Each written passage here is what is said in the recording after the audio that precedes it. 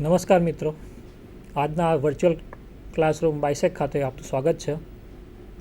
આજે આપણે વાહક, અવાહક અને અર્ધવાહકના ગુણધર્મ વિશે જાણીશું, એટલે કે કેરેક્ટરિસ્ટિક ઓફ કંડક્ટર, ઇન્સ્યુલેટર અને સેમી કંડક્ટર વિશે જાણીશું. આપણે સૌ ઇલેક્ટ્રિસિટીનો ખૂબ સારી રીતે ઉપયોગ કરીએ છીએ, પણ ઇલેક્ટ્રિસિટીના જે પાયામાં છે એ વસ્તુને પણ આપણે જાણવી જરૂરી છે. વાહક, અવાહક, અર્ધવાહક એ ઇલેક્ટ્રિસિટીના પાયા છે. સૌ પ્રથમ આપણે એને જાણવા જોઈએ કે એમાં શું છે, એનું સ્ટ્રક્ચર કેવું છે. તો સૌથી પહેલાં આપણે એનું એટોમિક સ્ટ્રક્ચર જોઈશું. એટોમિક સ્ટ્રક્ચર જોઈએ છે એટલે આપણે આવર્ત કોષ્ટક, આપણે સૌ જાણીએ છીએ કે આવર્ત કોષ્ટકમાં દરેક તત્વને તેના પરમાણુ ક્રમાંક પ્રમાણે ગોઠવેલા છે. હવે દરેક તત્વને તેના પરમાણુ ક્રમાંક પ્રમાણે ગોઠવેલા છે. પરમાણુ ક્રમાંક એ બીજું કંઈ નથી, પણ એ તત્વના પરમાણુની અંદર રહેલા પ્રોટોનની સંખ્યા બતાવે છે. આપણે અહીંયા આગળ સ્લાઇડમાં જોઈએ છે, સ્લાઇડ આપણાને બતાવેલી છે. એમાં પરમાણુનું જે કેન્દ્ર છે એને આપણે ન્યુક્લિયસ તરીકે ઓળખીએ છીએ. આ ન્યુક્લિયસની અંદર આ જે ન્યુક્લિયસ બતાવેલું છે, આ ન્યુક્લિયસની અંદર પ્રોટોન રહેલા હોય છે અને ન્યુટ્રોન રહેલા હોય છે. જ્યારે ઇલેક્ટ્રોન એ આ ન્યુક્લિયસની ફરતે ગોળાકાર કક્ષામાં ગતિ કરતા હોય છે. પરમાણુની અંદર જેટલા પ્રોટોન રહેલા હોય છે ન્યુક્લિયસની અંદર, એટલા જ ઇલેક્ટ્રોન એની આજુબાજુ ગતિ કરતા હોય છે. એટલે કે જો પ્રોટોનનો ધન વીજભાર ધરાવે છે અને ઇલેક્ટ્રોન એ ઋણ વીજભાર ધરાવે છે, એટલે કે પરમાણુ આપણું ઇલેક્ટ્રિકલી તટસ્થ હોય છે. હવે આગળ આપણે એક સ્લાઇડ જોઈએ છે કે પરમાણુના ન્યુક્લિયસની આતે ફરતે જે વર્તુળાકાર કક્ષા છે એની અંદર ઇલેક્ટ્રોન રહેલા છે. તો ઇલેક્ટ્રોન કેટલા રહી શકે છે તે આપણે 2n² રેશિયો પ્રમાણે એમાં ઇલેક્ટ્રોન રહી શકે છે. સૌ પ્રથમ જો કક્ષા હોય તો એની અંદર વધુમાં વધુ 2 ઇલેક્ટ્રોન રહી શકે છે, જે આપણે સ્લાઇડમાં જોઈ શકીએ છીએ. આ 2 ઇલેક્ટ્રોન છે જે પહેલી કક્ષાની અંદર રહેલા છે. ત્યાર પછી જો બીજી કક્ષા આવે તો બીજી કક્ષામાં વધુમાં વધુ 2n² રેશિયો પ્રમાણે 8 ઇલેક્ટ્રોન રહી શકતા હોય છે. અહીંયા આપણે જોઈ શકીએ છીએ 1, 2, 3 અને 4 ઇલેક્ટ્રોન રહેલા છે. એનો મતલબ કે પહેલી કક્ષા આપણી એ ઇલેક્ટ્રોનથી પૂરેપૂરી ભરાયેલી છે, કારણ કે એમાં મેક્સિમમ 2 જ ઇલેક્ટ્રોન રહી શકતા હતા. જો 2 ઇલેક્ટ્રોન અંદર દાખલ થઈ ચૂક્યા છે એટલે આ કક્ષા ભરાઈ ગઈ છે. ત્યાર પછીના જે આવેલા ઇલેક્ટ્રોન છે એ બીજી કક્ષામાં દાખલ થઈ શકે છે, જે વધુમાં વધુ 8 દાખલ થઈ શકતા. અહીં કેટલા ઇલેક્ટ્રોન દાખલ થયેલા છે? 1, 2, 3 અને 4. હવે આપણી પાસે એક બીજી સ્લાઇડ તમને મેં બતાવેલી છે. પહેલું જે છે સિલિકોન છે, જે તત્વ બતાવ્યું છે શું છે? સિલિકોન છે. બીજું તત્વ જે બતાવેલું છે સ્લાઇડમાં એ શું છે? જર્મેનિયમ છે. સિલિકોનનો પરમાણુ ક્રમાંક છે 14, જ્યારે જર્મેનિયમનો પરમાણુ ક્રમાંક કેટલો છે? 32. હવે આપણે 2n² રેશિયો પ્રમાણે જોઈએ તો સિલિકોનની પ્રથમ કક્ષામાં કેટલા ઇલેક્ટ્રોન રહી શકતા હોય છે? માત્ર 2. દેખાય છે આ? હા. ત્યાર પછી બીજી કક્ષામાં વધુમાં વધુ કેટલા ઇલેક્ટ્રોન રહી શકે છે 2n² રેશિયો પ્રમાણે? તો કે 8 ઇલેક્ટ્રોન રહી શકે છે. જ્યારે ત્રીજી કક્ષામાં વધુમાં વધુ 18 રહી શકતા હોય છે, પણ અહીંયા આગળ કેટલા ઇલેક્ટ્રોન રહેલા છે? 4 ઇલેક્ટ્રોન રહેલા છે. કેટલા ઇલેક્ટ્રોન રહેલા છે? 4 ઇલેક્ટ્રોન રહેલા છે. એટલે આ કક્ષા કેવી છે? અપૂર્ણ કક્ષા છે. અપૂર્ણ કક્ષાની અંદર રહેલા ઇલેક્ટ્રોનને આપણે હંમેશા શું કહીએ છીએ? ફ્રી ઇલેક્ટ્રોન કહીએ છીએ અથવા મુક્ત ઇલેક્ટ્રોન કહીએ છીએ. જ્યારે જે કક્ષા સંપૂર્ણપણે ઇલેક્ટ્રોનથી ભરાઈ ગઈ છે એને આપણે પૂર્ણ કક્ષા કહીએ તો સંપૂર્ણ કક્ષા કહીએ છીએ, અને એમાં રહેલા ઇલેક્ટ્રોનને આપણે શું કહીશું? બદ્ધ ઇલેક્ટ્રોન અથવા બાઉન્ડ ઇલેક્ટ્રોન કહીશું. આ જે બાઉન્ડ ઇલેક્ટ્રોન છે અથવા બદ્ધ ઇલેક્ટ્રોન છે કોઈપણ પ્રકારની રાસાયણિક પ્રક્રિયામાં ભાગ લઈ શકતા નથી, મતલબ કે કોઈપણ પ્રકારની ગતિ કરી શકતા નથી. પણ આ જે છેલ્લી કક્ષા છે જેની અંદર અપૂર્ણ કક્ષા છેલ્લી, જેની અંદર 4 ઇલેક્ટ્રોન રહેલા છે, આ દેખાય છે? આ કક્ષા ઇલેક્ટ્રોનથી સંપૂર્ણપણે ભરાયેલી નથી, એટલે અપૂર્ણ કક્ષા છે. હવે આ કક્ષામાં રહેલા ઇલેક્ટ્રોનને આપણે શું કહીશું? ફ્રી ઇલેક્ટ્રોન કહીશું. અને આ કક્ષાને આપણે કહીશું અપૂર્ણ કક્ષા અથવા વેલેન્સ બેન્ડ કહીશું, અને આ ઇલેક્ટ્રોન આપણે વેલેન્સ ઇલેક્ટ્રોન કહીશું. એવી રીતે અહીંયા આગળ આ જર્મેનિયમ બતાવેલું છે. જર્મેનિયમમાં પણ પહેલી કક્ષામાં 2, બીજી કક્ષામાં 8, ત્રીજી કક્ષામાં 18, જ્યારે છેલ્લી કક્ષામાં કેટલા રહેલા છે? 4 ઇલેક્ટ્રોન રહેલા છે. એટલે આ કક્ષા પણ કેવી છે? અપૂર્ણ છે. એટલે અપૂર્ણ કક્ષામાં રહેલા ઇલેક્ટ્રોનને આપણે શું કહીશું? ફ્રી ઇલેક્ટ્રોન કહીશું, જે રાસાયણિક પ્રક્રિયામાં ભાગ લઈ શકે છે. હવે આપણી પાસે એક બીજી સ્લાઇડ છે જે કાર્બનની છે. આપણે સૌ જાણીએ છીએ કાર્બનનો પરમાણુ ક્રમાંક કેટલો છે? 6 છે. તો 2n² રેશિયો પ્રમાણે પહેલી કક્ષામાં કેટલા ઇલેક્ટ્રોન દાખલ થશે? તો કે 2 ઇલેક્ટ્રોન દાખલ થશે. જ્યારે બીજી કક્ષામાં મેક્સિમમ 8 ઇલેક્ટ્રોન દાખલ થાય છે, જ્યાં આગળ કેટલા ઇલેક્ટ્રોન છે? 4 ઇલેક્ટ્રોન છે. એટલે આ 4 ઇલેક્ટ્રોનના કારણે આ કક્ષા કેવી છે? અપૂર્ણ છે. એટલે આ 4 ઇલેક્ટ્રોન એ ફ્રી ઇલેક્ટ્રોન તરીકે કામ કરશે અને રાસાયણિક પ્રક્રિયામાં ભાગ લઈ શકશે.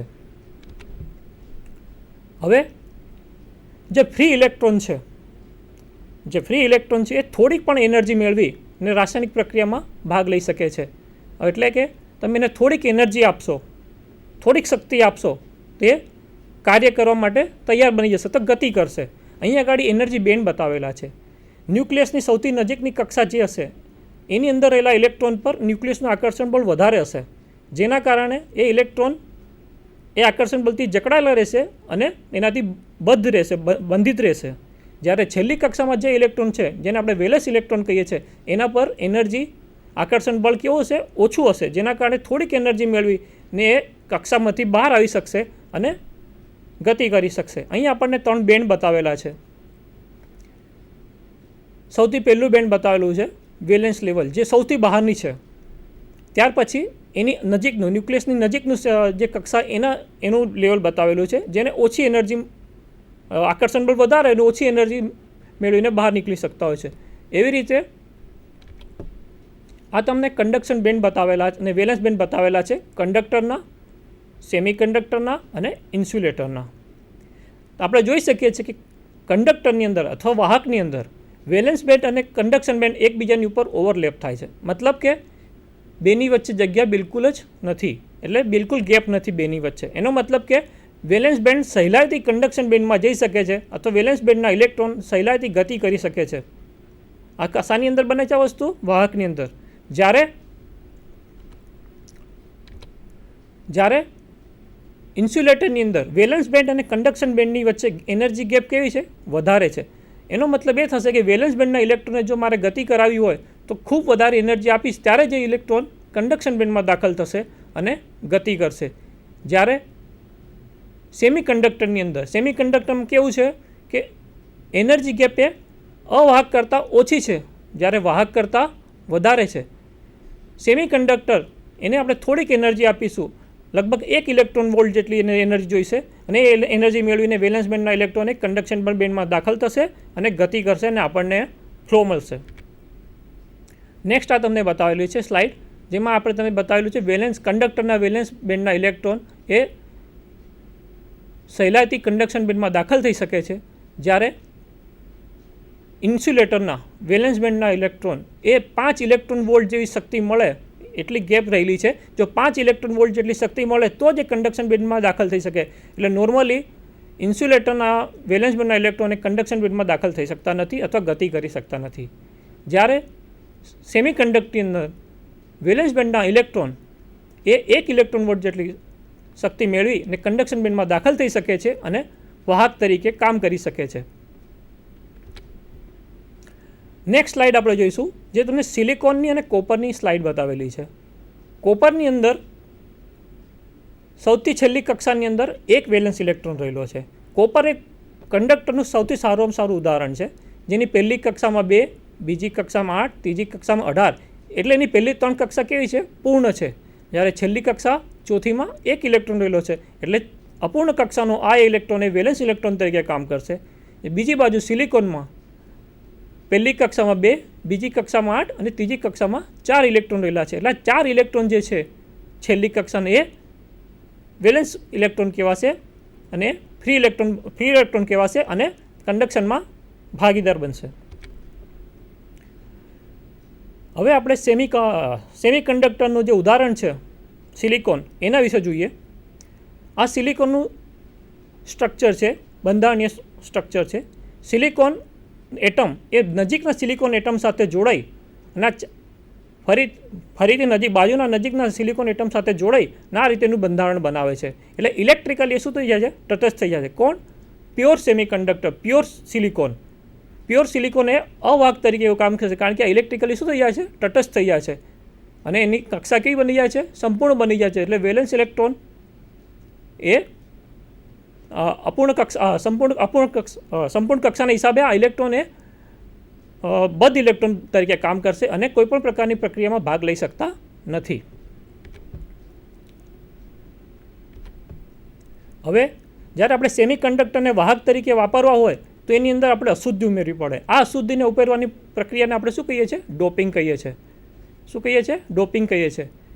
એમાં બે પ્રકારની અશુદ્ધિ ઉમેરવામાં આવે છે. સેમિકન્ડક્ટરના એક ભાગમાં ટ્રાઇવેલેન્ટ એટલે કે એલ્યુમિનિયમ, ગેલિયમ, બોરોન, ઇન્ડિયમ કે જેની છેલ્લી કક્ષાની અંદર 3 ઇલેક્ટ્રોન રહેલા છે, 3 ફ્રી ઇલેક્ટ્રોન રહેલા છે, એવી અશુદ્ધિ ઉમેરવામાં આવે છે. જ્યારે બીજી બાજુ પેન્ટાવેલેન્ટ ઇમ્પ્યોરિટી અથવા જેના છેલ્લી કક્ષામાં 5 ઇલેક્ટ્રોન ફ્રી ઇલેક્ટ્રોન રહેલા છે એવી અશુદ્ધિ ઉમેરવામાં આવે છે. ફોસ્ફરસ છે, આર્સેનિક છે, એન્ટીમની છે, બિસ્મથ છે. આવી અશુદ્ધિ ઉમેરી અને પ્યોર સેમિકન્ડક્ટર સિલિકોનને આપણે સેમિકન્ડક્ટર તરીકે ઉપયોગ કરી શકીએ છીએ. તેમાં અશુદ્ધિ ઉમેર્યા પછી જો પ્યોર સેમિકન્ડક્ટર સિલિકોનને આપણે વાપરીશું તે અવાહક તરીકે કાર્ય કરશે. હવે આ સ્લાઇડ બતાવેલી છે કે જેની અંદર સિલિકોનની અંદર કન્ડક્શન બેન્ડના ઇલેક્ટ્રોનને થોડીક હીટ એનર્જી મળે છે. થોડીક હીટ એનર્જી મળે તો ઇલેક્ટ્રોન કન્ડક્શન બેન્ડમાંથી વેલેન્સ બેન્ડમાં જાય છે અને પોતાની પાછળ શું છોડી જાય છે? એક હોલ છોડે છે. દેખાય છે આ? એવી જ રીતે જ્યારે હું સિલિકોનને બેટરીના સપ્લાય સાથે જોડું છું, તે વખતે સિલિકોનના રહેલા ઇલેક્ટ્રોન એ બેટરીના ધન છેડા તરફ આગળ વધશે અને જે ઇલેક્ટ્રોન હોલ સિલિકોનમાં જે હોલ બન્યા છે બેટરીના નેગેટિવ છેડા તરફ આકર્ષાશે. આ રીતે ઇલેક્ટ્રોનનું વહન શરૂ થાય છે. આપણે મિત્રો સૌ જાણીએ છીએ કે ઇલેક્ટ્રોનની સળંગતિ અથવા ફ્લો ઓફ ઇલેક્ટ્રોનને આપણે શું કહીએ છીએ? વીજ પ્રવાહ કહીએ છીએ. તો આવી રીતે અર્ધવાહક અથવા સિલિકોન એ વાહક તરીકે કાર્ય કરશે. મિત્રો આપણે આ એટમિક સ્ટ્રક્ચર જોયા વાહક, અવાહક અને અર્ધવાહકના. એના આપણે સ્ટ્રક્ચર વિશે સમજ્યા. હવે એની વ્યાખ્યા જોઈ લઈએ કે કંડક્ટર કોને કહીશું. તો કંડક્ટરની સીધી સટ વ્યાખ્યા થાય છે કે જે એવું પદાર્થ કે જે પોતાનામાંથી ઇલેક્ટ્રોન અથવા ઇલેક્ટ્રિક કરંટને સહેલાઈથી પસાર થવા દે એને આપણે શું કહીશું? કંડક્ટર કહીશું. દરેક ધાતુ એક કંડક્ટરનું ઉદાહરણ છે. દાખલા તરીકે એલ્યુમિનિયમ છે, કોપર છે, સિલિકોન છે, કોપર છે, એલ્યુમિનિયમ છે, ટંગસ્ટન છે, ચાંદી છે, સિલ્વર છે.